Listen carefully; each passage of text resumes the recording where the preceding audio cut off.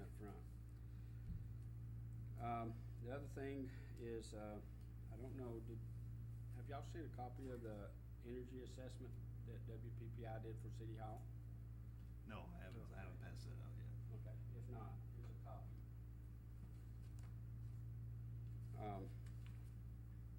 Just to let you know, we've been working with Steve and WPPI on the heating and air situation at the City Hall. Thus far, we've saved the city approximately $3,000 in doing the assessment and the design program and whatever assistance that we can do for the city. I do understand that the city is comparing a VRF system, which is a variable refrigerant flow system, comparing that to a terminal reheat system, which is a variable air volume system. There's quite a bit of differences in those two systems, quite a bit of difference in the cost. WPPI can help with the energy analysis of those two options if the city so desires. Just let me know. The new construction design assistance program can offer $125 per kW and 4 cents per kilowatt hour to the city to help pay for the more efficient option. So regardless of which way you go, I'm not here tonight to get you to change your mind or direct you in any certain direction. I just want you to know about the financial incentives before a final decision is made, but alternative systems are available at 20 to 30% of the cost of the VRF. I think the VRF system that you're looking at is bumping pretty close to $300,000, and you can get alternative systems for less than 100, but probably between 60 and 80,000. Something to think about. You talk about alternative system, you're talking forced air? Yeah, your standard, pretty much your standard ductwork type and system. everything within the City Hall would also be added to that cost. Yeah. So, again, we can help you to analyze the two options and, or any other options that you want and see what's best. Just wanted you to be aware of the different options and the financial incentives that are available. So just let me know if we can be of any other assistance.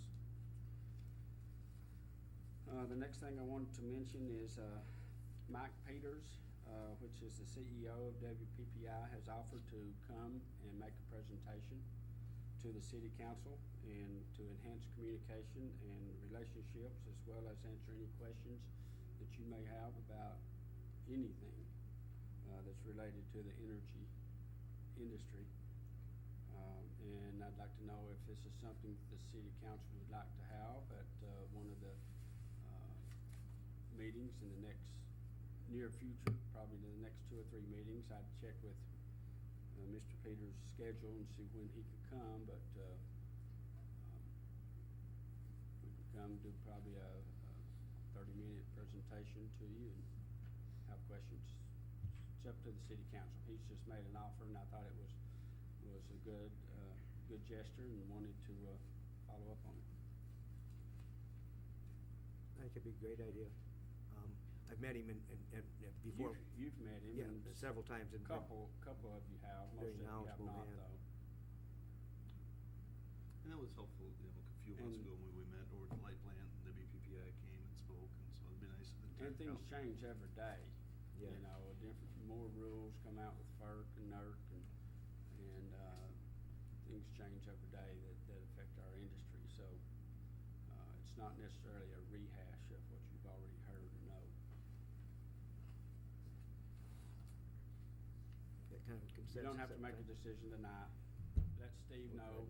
Okay. If you're so interested, I'll just check with Mr. Peters' schedule and with him and see when he can come out in the next, probably between now and the middle of August or something. Yeah, whatever works into his schedule. A couple other real quick things. Joint emergency response planning.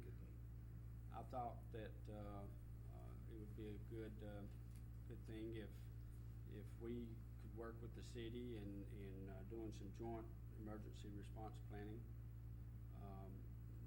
These are some things that I've got my people thinking about over at the light plant and so forth is, what if we had a catastrophic event? What if a tornado came right down Main Street, took City Hall out, or took our office out? Where are we gonna go? And you don't wanna wait until that happens and then say, well, how are we gonna collect bills, and where's our billing system, and how are we gonna get on the computers, and what building are we gonna be in, and how are we gonna get power there if the whole town is tore up?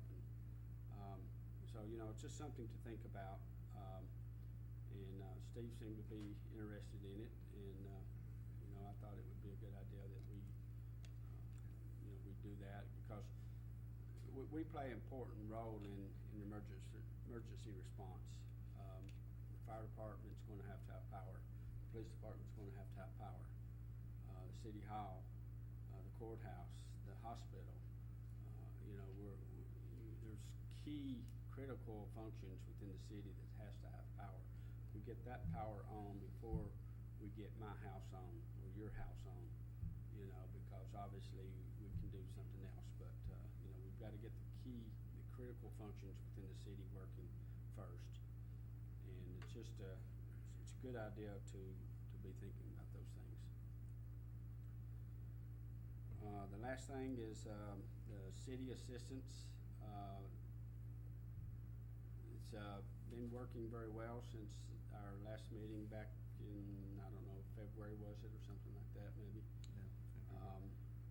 And I've given Steve some information, and we've talked about it. We're looking at some ways to help with the city. There's some things that I think that we ought to still provide at no cost. I've got to take this to my board and get their buy-in.